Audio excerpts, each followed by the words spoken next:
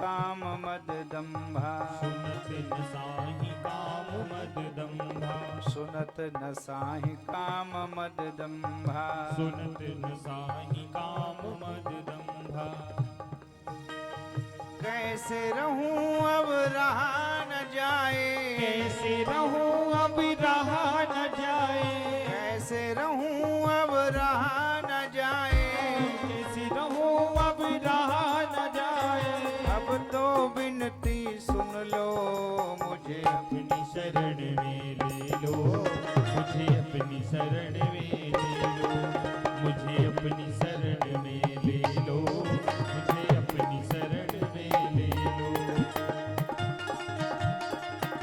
बाकी में हरिलाल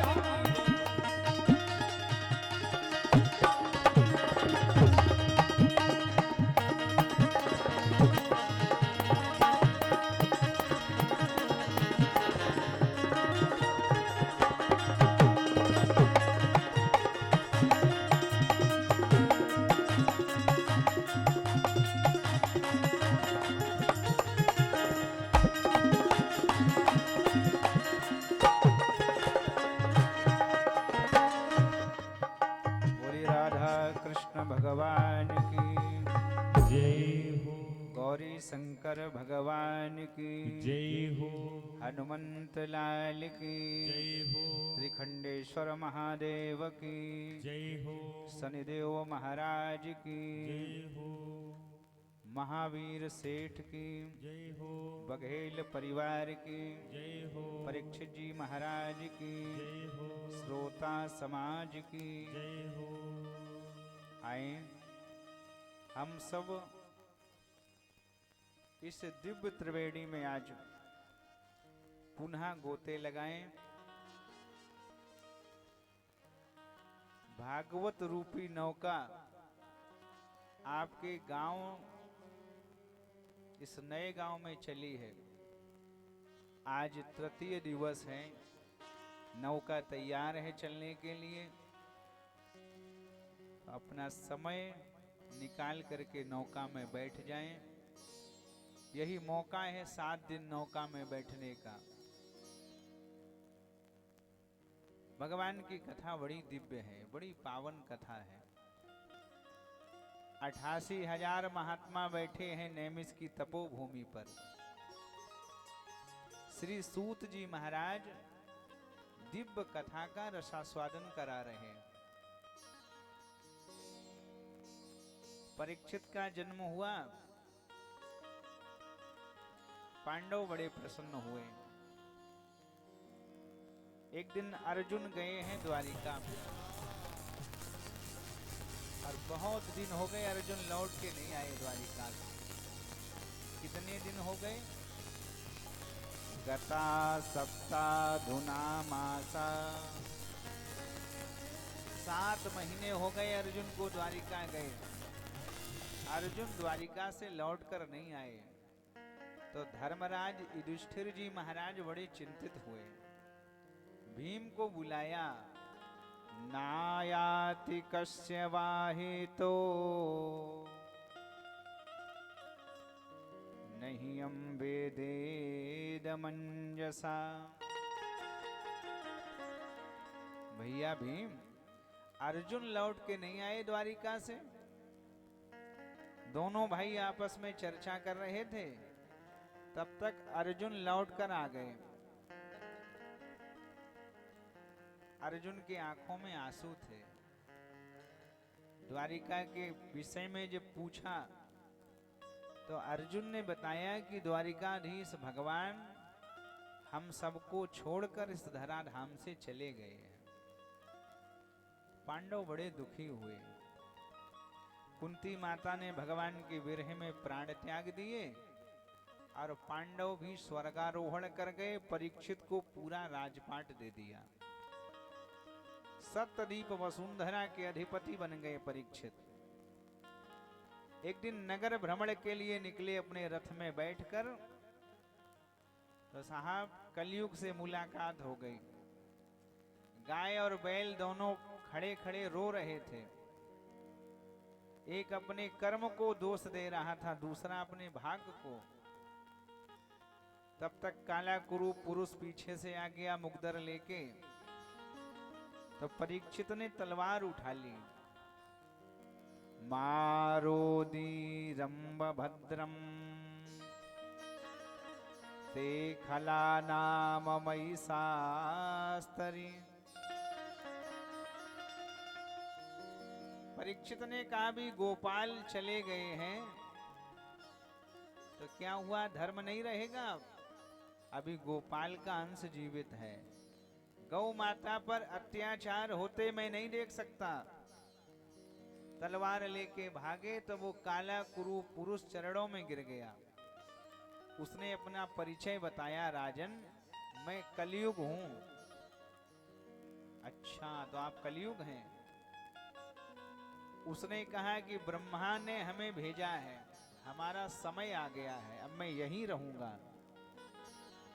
परीक्षित ने कहा, इस समय में सप्तद्वीप वसुंधरा का अधिपति हूं, मैं राजा हूं यहाँ का।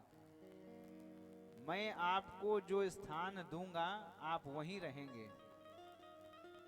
विधि के विधान को मैं टाल तो नहीं सकता, लेकिन आपको मेरे अनुसार रहना होगा। उसने कहा, हम तैयार हैं रहने के लिए। परीक्षित ने पूछा, ये बताओ कलयुग तुम्हारे अंदर कोई गुण है? उसने कहा, एक गुण है बस, बाकी सब अवगुण हैं हम में। एक गुण कौन सा? उसने कहा, यत् फलम नास्ति तपसा न योगेन समाधिना। पहले जो सतयुग त्रेता था, द्वापर था, इसमें बहुत योग करते थे लोग, ध्यान करते थे, साधना करते थे, तब भी उतना फल नहीं मिलता था जितना कलयुग में केवल भगवान का कीर्तन करने से, केवल भगवान का नाम लेने से उतना फल मिलेगा। कलौ केशव कीर्तनात्, कलयुग केवल हरिगुण गाहा, गावत नर पावई भवथाहा। परीक्षित प्रसन्न हो गए। 4 स्थान दे दिए, द्यूतम पानम स्त्रिया सूना यत्रा धर्मस्य चतुर्विधा। राजा ने कहा, आप 4 स्थानों पर रहिए जहां जुआ खेला जाए, जहां लोग मदिरा पीते हों। द्यूतम पानम स्त्रिया सूना, जहां वैश्याएं रहती हों, और सूना नामस्य हिंसा, जहां मारकाट होती रहती हो, जहां लड़ाई होती रहती हो। कलयुग वहां आप रहना। ठीक है, लेकिन महाराज हमारा परिवार बहुत बड़ा है। काम क्रोध लोभ मोह मद मत्सर जितने विकार हैं ये सब मेरे ही साथ में रहेंगे। ये हमारे फैमिली मेंबर हैं, तो 4 कमरों में हमारा गुजर कैसे होगा? बड़ा परिवार। तो 5 स्थान और दिए गए कलयुग को। कौन कौन से स्थान दिए गए? ततौ नृतं मदं कामं रजौ वैरं च पंचमम्। कलयुग जहां पर अनृत होगा, अनृत माने जहां झूठ बोला जाएगा, जहां लोग झूठ बोलेंगे, कलयुग वहां तुम रहने लगो। ततौ नृतं मदम कामम, जहां लोगों को मद ज्यादा होगा, मद अभिमान, जहां ईगो ज्यादा होगा, जहां अहम ज्यादा होगा, कलयुग वहां आप रहना। जहां काम भाव ज्यादा हो, जहां काम की वासना हो, वहां तुम रहना। रजौ वैरम च पंचमम, जहां रजोगुण की अधिकता हो और जहां वैर हो भाई भाई में, परिवार के लोगों में, पड़ोसियों में, जहां वैर रहता हो, कलयुग वहां आप रहना। कलयुग ने कहा, ठीक है महाराज, बहुत बढ़िया बात, लेकिन एक भी आपने अच्छा स्थान नहीं दिया हमें। इतने बुरे भी नहीं है, एक गुण तो हमारे अंदर अच्छा भी है। फिर से हाथ जोड़े इसने परीक्षित के, पुनस्य चायाचमानाय, फिर से याचना करने लगा, एक कोई बढ़िया स्थान हमें दे दो, बस हम चले जाएंगे। तब प्रसन्न राजा परीक्षित ने कह दिया, जात रूप मदात प्रभु, कलयुग आज से तुम्हारा स्वर्ण में निवास होगा, सोने में आप रहेंगे। अब देखिए बड़ी सुंदर कथा है ये। लोगों का मानना है सोने में अगर कलयुग है तो फिर सोना नहीं पहनना चाहिए भाई, गलत हो गया सोना तो। इसी भागवत जी के एकादश स्कंद में भगवान ने जब उद्धव को आत्म तत्व का उपदेश दिया, तब भगवान ने कहा, उद्धव धातु नाम अस्विकांचनम, धातुओं में सोना मेरा स्वरूप है, सोने में मैं रहता हूं। तो सोने में भगवान है कि कलयुग? एक महात्मा जी ने बताया कि सोने में भगवान भी हैं और कलयुग भी है, दोनों हैं। अच्छा, सो कैसे? जहां धर्म पूर्वक कमाई गई संपत्ति है, जहां धर्म पूर्वक कमाया गया धन है, ऐसे धन में भगवान का निवास है। और जहां अधर्म से, पाप से, कपटपूर्ण व्यवहार से धन इकट्ठा किया गया है, ऐसे धन में, ऐसे सोने चांदी में कलयुग का निवास है। और एक बात, अगर आप सोने में ये सोचें कि कलयुग है,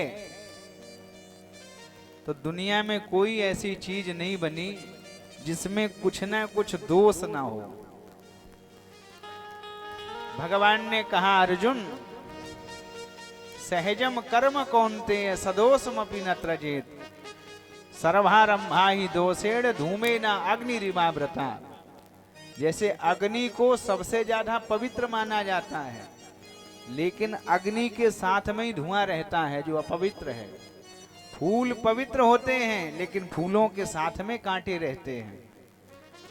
ये दुनिया है जड़ चेतन गुण दोषमय, विश्वकीन करतार।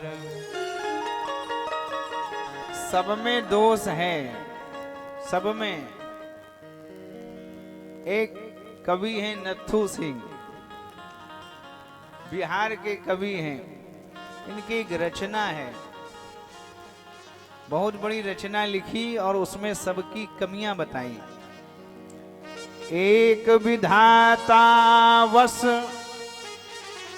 निर्दोष रहा,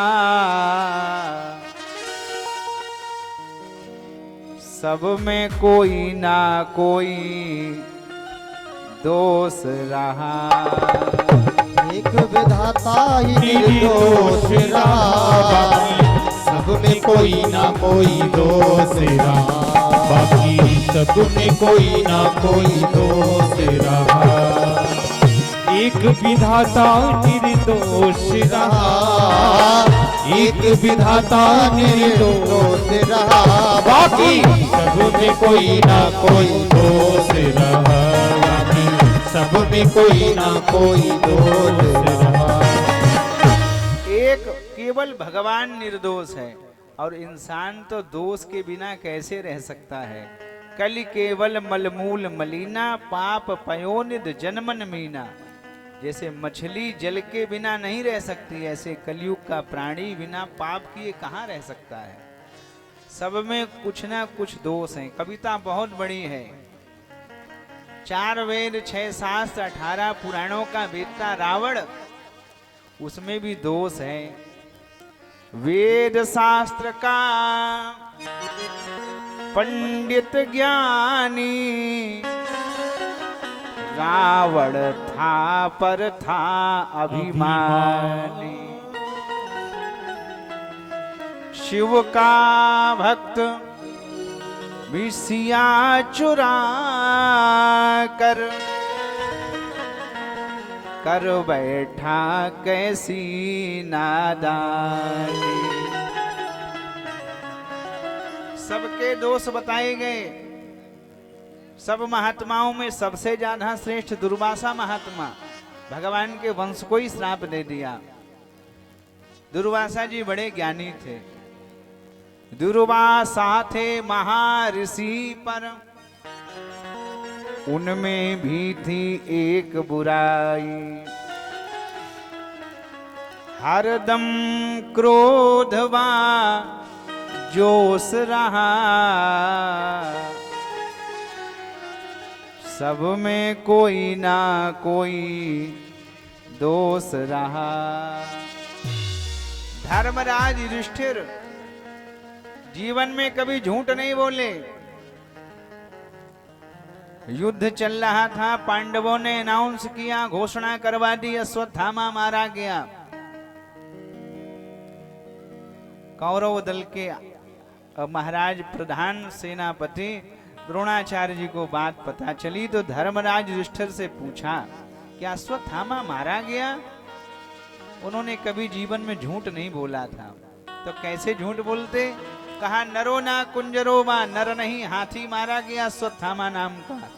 भगवान ने उसी समय शंख बजा दिया। अच्छा, बात कितनी अच्छी है। धर्म के प्रभाव से जिनके रथ ने पृथ्वी का स्पर्श नहीं किया, वो भी जुए में पत्नी को दांव पे लगा गए। ये उनका दोष। राजा भर्तरी जिन्होंने राजपाट छोड़ दिया, लेकिन पान किसी ने थूक दिया था तो चंद्रमा के प्रकाश में उनको लगा कोई हमें हीरा मिल गया, पड़ा, वो थूक उठाने लगे। हर प्राणी में कहीं ना कहीं दोष है। सारा जग ही मृग तृष्णा है, कौन यहाँ पर दोष बिना।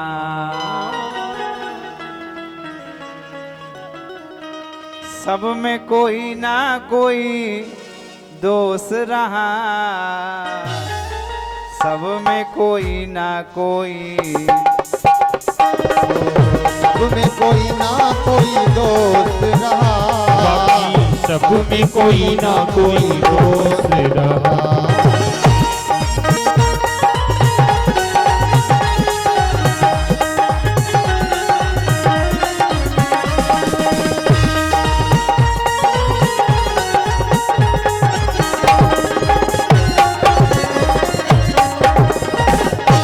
कवि ने अंतिम पंक्ति में सबके दोष गिनाने के बाद भी लिखा कि नत्थू सींग में दोष हजारों,